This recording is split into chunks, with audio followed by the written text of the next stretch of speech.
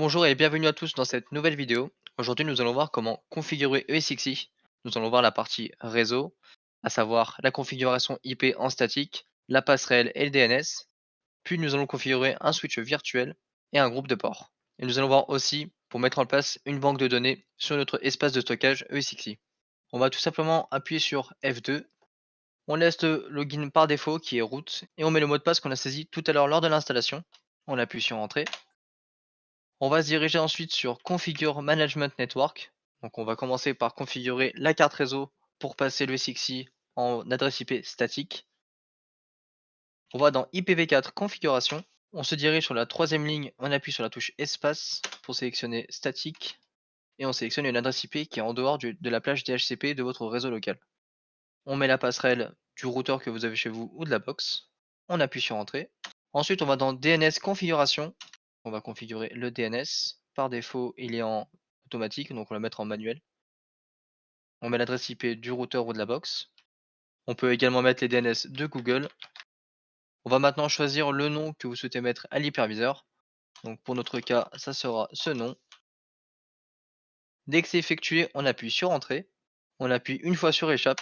Pour appliquer les changements, il faut redémarrer le service réseau. Donc pour accepter, on appuie sur la touche Y. Et puis on appuie sur la touche Échappe une dernière fois. On peut constater que sur la droite, ça a bien changé. On peut appuyer une fois sur la touche Échappe pour quitter. La partie réseau a été configurée. Maintenant, on n'a plus qu'à accéder à l'interface web en saisissant l'adresse IP. Maintenant, on va venir accéder à l'interface web du VMware.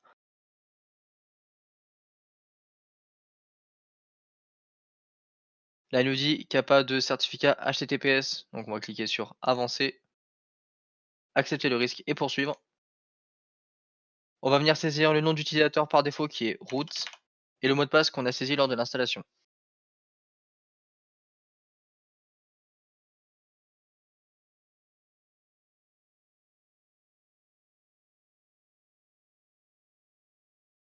On peut décocher si on le souhaite, on clique sur OK. Là, on arrive sur l'interface de VMware. On va venir configurer les cartes réseau. On clique sur Mise en réseau. Commutateur virtuel, on va créer un switch à part. Donc il y aura un switch qui va partir sur notre réseau local et un switch qui va partir sur notre réseau interne, donc sur toutes les machines VMware. On fait ajouter un commutateur virtuel standard. On va l'appeler vSwitch 1.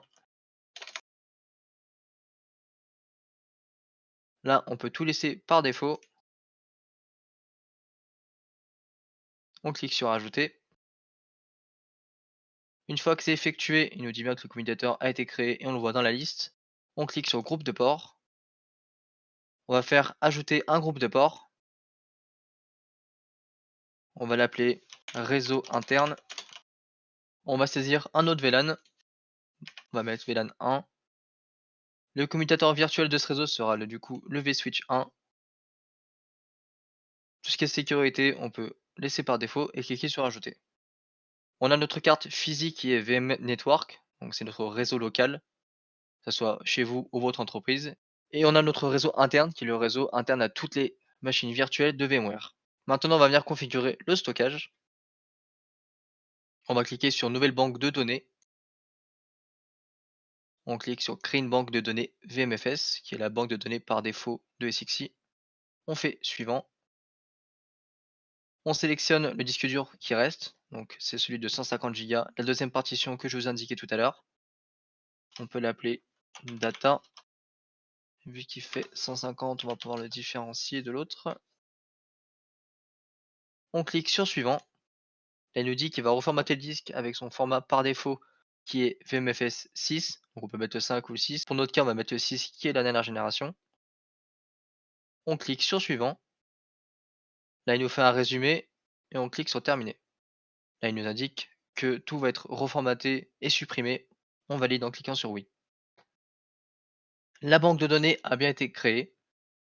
On peut y ajouter des fichiers ISO. Merci à tous d'avoir regardé cette vidéo. Si vous souhaitez avoir plus d'informations techniques, je vous laisse aller voir la procédure. Puis on se retrouve pour une prochaine vidéo.